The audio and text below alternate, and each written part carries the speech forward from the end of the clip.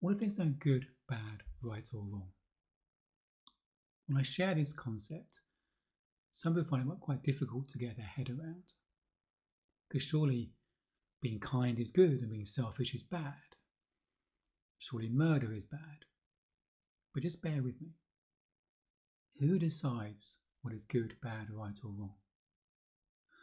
Imagine in a classroom, little Johnny does something and the teacher says that's very naughty, you're in detention. If that pupil had done the same thing maybe early in the day when she wasn't so tired, the teacher may have found it cheeky. Another teacher may have found it funny. What's good or bad is very subjective. And you might think, yeah, some things are subjective, but some things are very absolute. Murder is bad. Being selfish is not good. But again, who decides what's good, bad, right or wrong? It's people's thinking. People thinking. It's very subjective. What we think is good or bad could be different to other people think is good or bad. And when a lot of people think things are bad, like murder, we think that's an absolute. No, it just means a lot of people think the same. The person doing the murder doesn't think it's bad. Or is killing a mass murderer, is the police shooting someone, a mass gunman, bad? It's murder. It's just not too completely black and white. It is subjective. So we live in a world of judgment. We live in a world that thinks there's an absolute when it comes to good, bad, right or wrong. Or we're trying to work out what is good, bad, right or wrong. Now, I grew up with a mother who was a teacher. It was like living with a teacher. She was extremely strict at home. She suffered from anxiety. She was quite a force to be reckoned with. I know she loved me unconditionally. But no parents are perfect. Her way of being was contaminated by her fear, her childhood. So she ruled with an iron fist. I was constantly trying to work out what the right thing to do is so I didn't get in trouble, I didn't get shouted at. And there's very much a right and wrong, a right way of doing things, a right way of practicing your musical instruments. But what if there is no good, bad, right or wrong?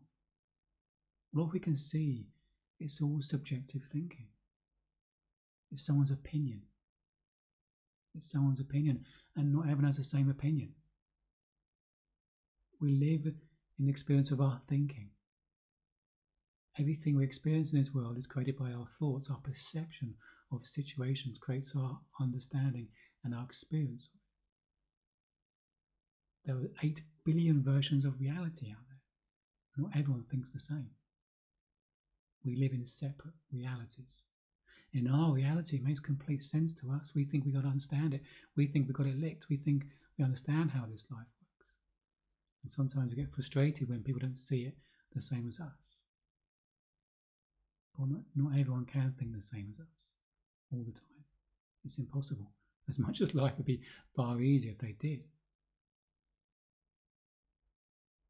What if there's no good, bad, right or wrong?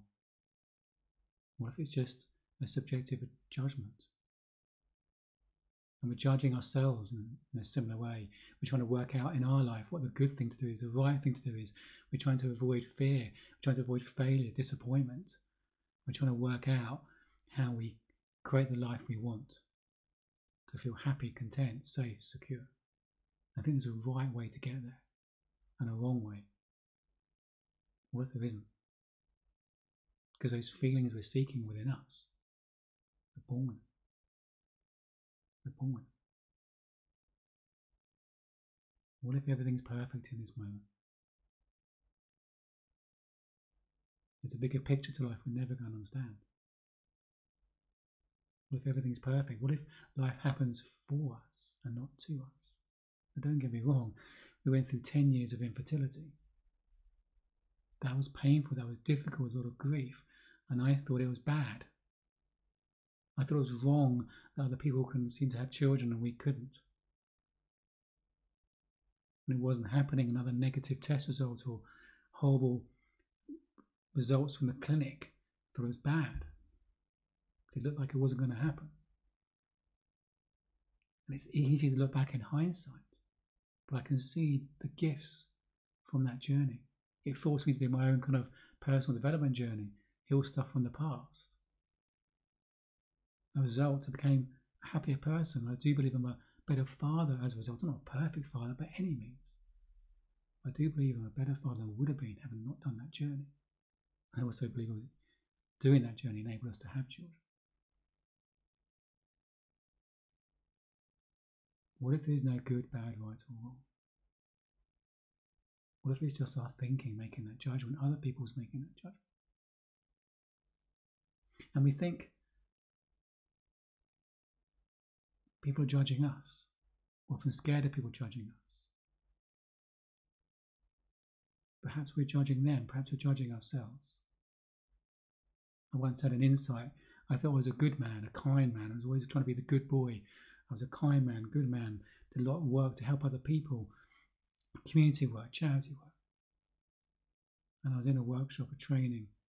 I was chatting to someone on a break. I suddenly realised how these judgments about his life, the decisions he'd made.